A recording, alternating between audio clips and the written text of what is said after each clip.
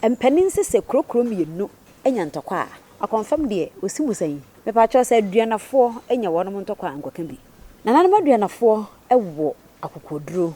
nananom aduanafo ema wonom eye memasem kakra aduanafo mema pemma na enye pi aduanani bufu a me pa cho enyeje no Yarib yeyo say ye stroke or pressure ewosro or diabetes junsomu yare kidney problem heart problem infertility in men and women or spinal cord problem uba abotare clinica your last stop.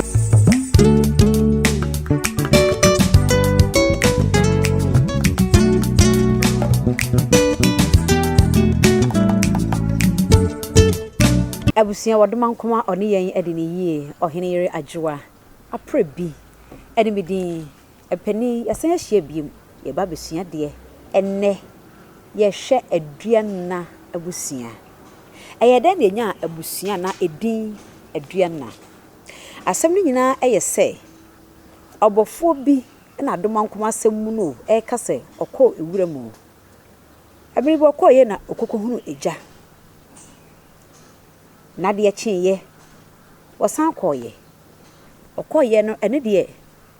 okohunu jata na jata no oja no aduane bi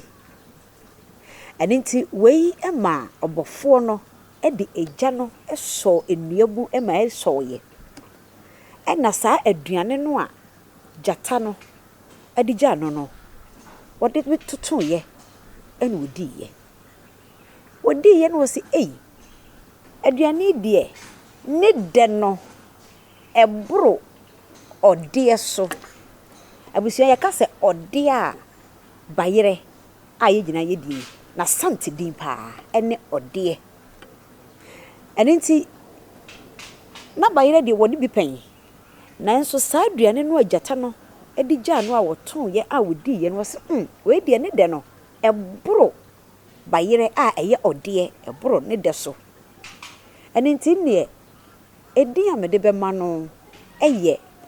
brode so enenti eye brode ene ebenya bode enenti obofo ne din a wode ma aduane a jata no edigya no ene bode enam nananom aduanafo obofo yi so ede ehunu bayire ene ehunu eye bode na chese yenya aduane eno no eba ne sei na jata ne se da bi ene ma memfa adie wei aduane bi emfa nko fie na me nuanom nyina nso eni bi ampani ampa wa de koye ebra wode aduane ekoduru fie na na busua wonom die na obia ehu obofo yi ene nasefo a na afi wo mo efre obofo ne nasefo no aduane asefo ena yebenya aduanafo aduana busua no ewo mu miensa yewo aduana twea abrade eni nyankompasachi ekwan ye fa so ema yenya aduana mu nchemu miensa aye aduana twea abrade eni nyankompasachi no ene se obaabere wa bi no kwafuom e wo kentankyire praso na wo kono na one ne twea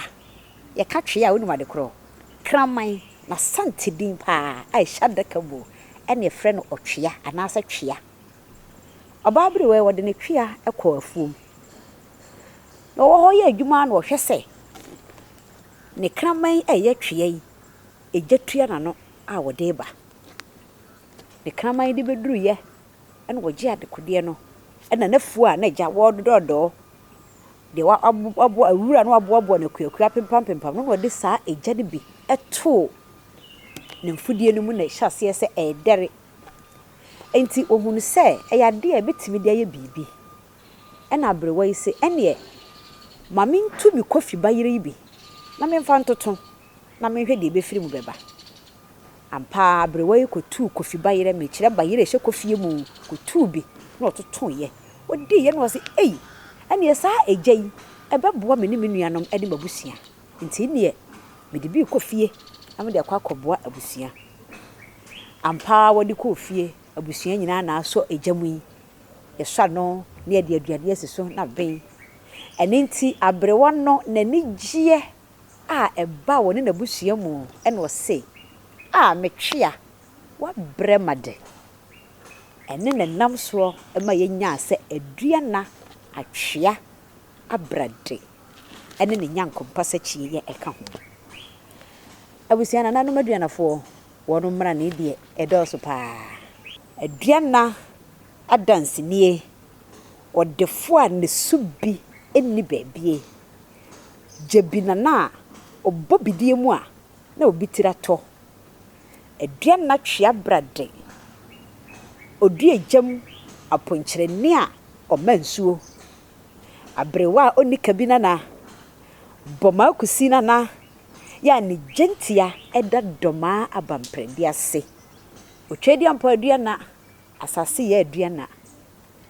eninti ye pa kyerɛ sɛn a kyerɛ sɛ aduana eye abusua nkae ni nyina edan no fi sɛ nam wɔrom so ena aduane eba ye nananom aduanafo adasanhia mu a enke ye bɛyɛ den nananom aduanafo da Roma medical aka ene yenya biribie a ye die ya yefunu anam panye nananom aduanafo na di jaba ye se maka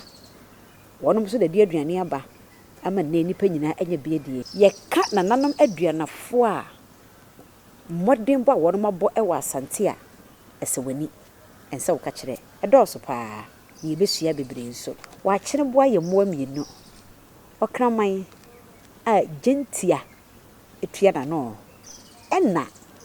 jata afei aduanani hyiawo na wo kyeawo a me pa kyew obetimi agye ne so ya osauna anase ya jebinana nananom aduanafo nkyea ene wo kyea wo munyi so eno no ya osauna anase ya jebinana aduanafo piesie ene boma kusi a ofiri doma wo menu eye asumenya jebi kankanfo wono mansa eye kumawu twirebo akodua agogohene akwamuhene wono nyina eye nananom aduanafo ade hye abusua de yakan nyina da esu ene banban ene dadi o nananom aduanafo wono mabrabo mu abusua nananom aduanafo suban bi ene sei empanin sese krokro mienu enya ntokwa a confirm de osimusan me pa cho se aduanafo enya wonom ntokwa ankoka bi ai enkoka bi kura wonom mienu ebeka bomu sesia siesie wonom asem ama wo a wo beka bi no na fe bro focus am ye so why third person ane eninti se nananom hemfo a wonom eye aduanafo ewo akonwa so no se asamba wonom ntamu ana wa henie mu a eya nananom hemfo mpadimfo entumirika emfo wano nkotumbi agesa wonom twen emasa ahemfo yimienu twetwe asam no a emekodadi ansana wo henkesie bi de nano betumu a wo de nano atum enhweso edi kan aya sumenya se mokaye asumenya hensam da ho mfie bebrebe afiya mu aye mfie mpenu ne aduanu mienu ya ena opemso ede nano atumu afedie yesi hene nanso asemi ehuriye saa bre se mutadi dwudin no afei no henkese ede nano atumu ni nyina ye sei se wiye wadwene se asem bi asi aduanafo mienu ntam wunnim ho bi wo kwa akodi danse a wono beyi wama aninti so obi wa danse bi mpodi ede mawa dodo no empanimfo no eya wono mu di danse no wo fikyire fise wo sure se anhwad wo yi nanim bedi danse a ebedi mu anim a mbama na kwa akodi akire dabi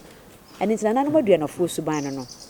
okukura asem enso wo mo ankasa esiesie wo masem enti ya mfa ho ngonkuwura aduanafo wonom entokwasem wate nananom aduanafo ewo akokoduro ensiye na onsuro nipa bibire biara ewa asase so ena se aduanafo wonom gitum se asemasi obenten yempese obetena yakonwa so a mepa cha otwemu ni betena yepe checheramwa ne fata no si so omoka se da bi yempene wo ema wo medi ebetena yakonwa so a bibiere ho besesa wonom adwene na nanom aduanafo eye abusua wonom so aman hene dibre no wonom so enya bi pa ewo asante ha na yede nkura hodo a nanom aduanafo edisuo ni bi ebeba na ansana no yenkoso ha ehwe suban ni bi nanom aduanafo ema sabi eburu wonom eye memasem kakra aduanani ba emfa no ho so ne mema mienu miensa betwempana emfa no ho kra ne yamu nhye no na samusuo mmomo na mo mienu o se mo miensa mo mra mehia na mo fa ntokwa nyinam obetwi na ni kra mfa no ho mo kontokwa ne wie na mo amobodwo de obeba se one ne beto aso mparatwe no so no one ne beto aso na nanem aduanafo ene edi kan eye wonom chiribra kane ane ene nti hye ne nso se chiribra ekoso ewa santimemu no aduanani ba ene edi kan etwa na suo anase ye gro ne chiribra na nanem aduanafo wonom ani adin ene yedin fita saa ene yedin no ena se wo mu di dwuma bi na wonom hunu se wodoma nkoma osuo amuna ene wonom timi chigina wonom ka wo mu gentie ne sie ne mu na wonom ete bode no aha na wo de tugya no mu na ne wo ma wani so kire wiem ekanchia nsuo na amuna no na atimi ateko akwakoda enno na ma ebinom kase na nanem aduanafo abayifo no eye ne den na ekita bo mo ene wonom timi ede yesa ebio botaye bia aduanani ede besi nani suo se mepese me ko ekoduru sa de we ho se wonuru ho a bibia ntimi mu na bam da ene mfa ho ne nsohwe a wo behia de ode se nani suo no obekonkoden ede akwakoduru ho aduanafo se ye kasa obi ewo kokoɔ paa awurade a wonom kokko echa atuduro aduanani bufu a mepa chaw enyeje no na de a wo beye no sabi obekasa na dwene nye wonom kokko ade a wo wonom ho bi eno no aduanafo su bi a ewo wom ho bi ene se kamia ye se wo munnim nyansa esi wo bia wa asase so eni nti se aduanani pa obetu nufu amanafa enti yenhwe se wo ware aduanani be ma wo ba wo ntu nufu bia ma ntie fise wo gidi ye se wono onum nyansa se wo bia ne kura ye se